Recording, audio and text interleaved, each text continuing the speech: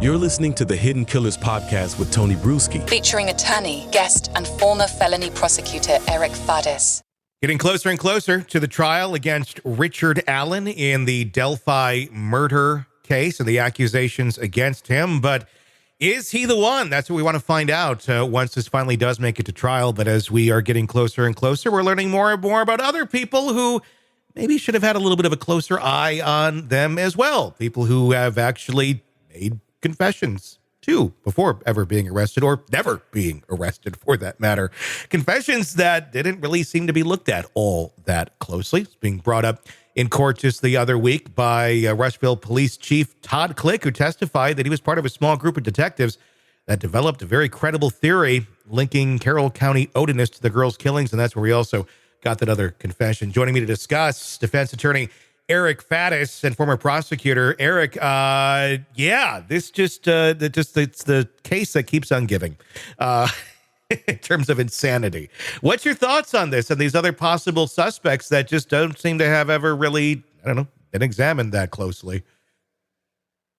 Significant developments, some revelations are coming out as this case progresses, which sort of changed the landscape of it potentially. And earlier on we were talking and I said, it's often unlikely that a court is going to dismiss a case just based on investigatory mishaps and stuff like that. But things are sort of compounding and getting more problematic for the government in this case based on these new revelations we heard.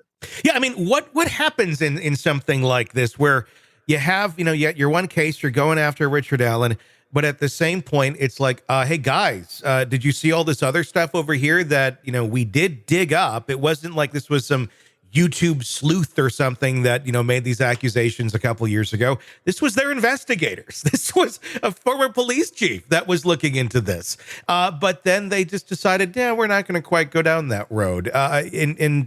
I don't know. I mean, do you start investigating this other person right now, or are they just going to keep going down this road of, well, let's see what happens with Richard first? What it seems to me is, and I can't speak for the government, Sure, but just in my observation, it seems like they've got some blinders on. They've sort of decided who they're going after, and they're not going to change courses regardless of what information comes to light. And that's really dangerous because, to have these prosecutorial arms that have so much power and are really seem to be not willing to hear about other possible explanations, other possible suspects.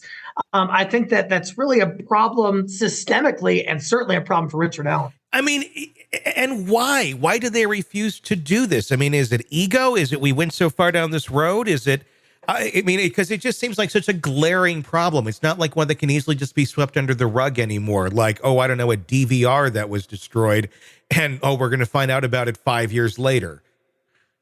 Yeah, we like to think that, the government are the folks with the white hats and they're there to do the right thing. And oftentimes they are. But sometimes, they're human beings, like you said, Tony, and egos get involved. There's a lot of national attention on this case. And so I think if they sort of changed courses, perhaps they would receive some criticism like, oh, you guys got it wrong before. But that is necessary criticism. And that's a necessary change that should happen if the government does conclude that maybe they got the wrong dude, or at least there's additional investigation that has to happen. Well, the criticism is going to be there no matter what. That's the thing. They're not going to escape criticism at this point. Wouldn't it look more responsible at this point to say, we screwed this up somehow, but there is something, we have the information now that we do want to look at. Please forgive us for this. You don't have to. There'll probably be lawsuits no matter what. But look, we want to do the right thing. We want to figure this out.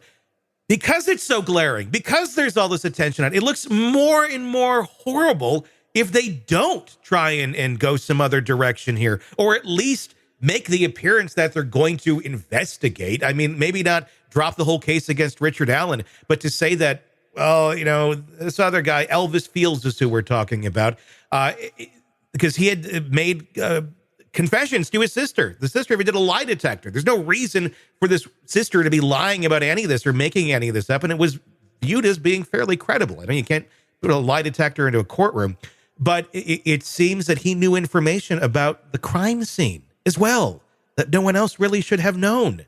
and he's talking about it, but he's not that bright of a guy. That seems to be the laurels that they're arguing this on, is like, well, he's a little slow, so it couldn't have been him. I don't know. I mean, it seems they keep digging the hole, and it gets deeper and deeper, and everybody's screaming, this hole's getting deeper. And they're like, bring over the backhoe. Like, let's keep going. Right. They're still digging, man. And it's, we would want them to do the responsible thing, even if it's uncomfortable, even if it might be unpopular with some folks. And rest assured, in that community, there is probably a contingent with, a mob and pitchforks, and they want vengeance. They want to see closure here. And I get that. And I think perhaps law enforcement is worried about what the societal response could be. But that doesn't mean that they can just, continue doing the wrong thing or close their eyes to what appears to be relevant evidence. Well, that's what it's like. Closure at what cost? Of just like going down the road of insanity? Of that's not closure. I mean, if we got the wrong guy here, and then that's determined in court after all of these years, that's not closure. This family still, their murderer's still out there then.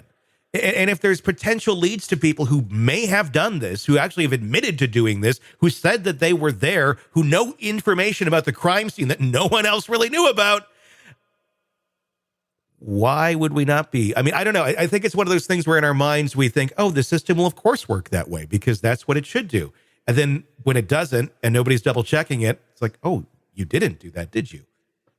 Yeah, it's scary as heck. And why are we just hearing about this in 2024? Yeah. This stuff happened in 2017, the better part of a decade ago. His attorneys, Rushville's attorneys, should have been informed of this years ago. And I think that a lot of people are raising some eyebrows and saying, what the heck's going on there in Delphi? Well, and that DVR that was had all the information, all those interviews off of the first week taped over because somebody didn't know what they were doing and how to use it. I get it. I mean, the joke used to be when we were kids, how do you program a VCR? And nobody knew how to program the VCR. DVR is usually a little bit easier, but still, I mean, if you're going to start using this thing in interrogation rooms, at the very least, you'd think you would know how to use the damn thing. So I don't know if I completely buy this argument that everything was recorded over. I mean, I kind of do. They already seem fairly incompetent, so it's not shocking to me that they don't know how to use a DVR. But at the same point, you taped over some of the most important critical information in the investigation in that first week. And you're telling us that that's not important information anyhow.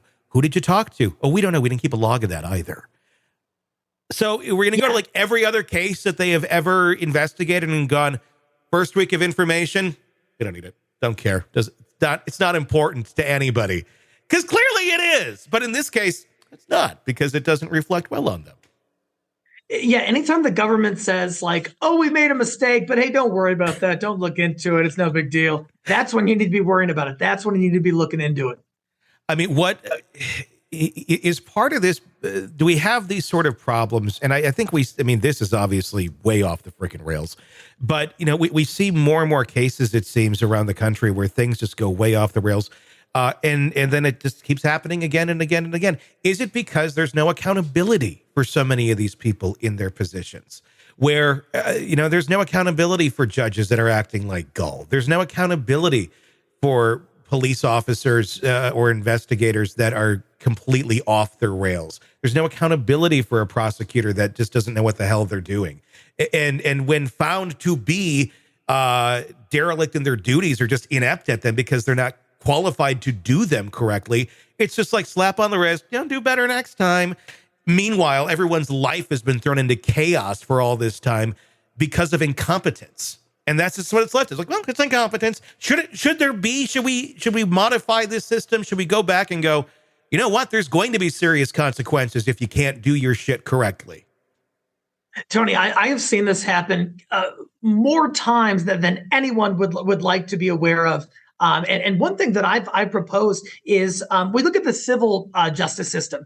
If a plaintiff brings a case and it is frivolous, that there is just no significant basis for it, then the defense wins the case and they get their attorney's fees as kind of a deterrent for that plaintiff to not do that again. Yeah. I propose something similar in the criminal justice realm, where if the case is truly frivolous and there was not significant evidence supporting it, the government should have to pay the defense's attorney's fees to at least even the scale a little bit and impose a deterrent on the government to try and prevent them from doing that again. Yeah, it's baffling. I don't know, where this is all going to end up landing. Hopefully, we do end up seeing that court date actually take place. But we got more issues there. Judge Gull not allowing transcripts on these non-televised hearings.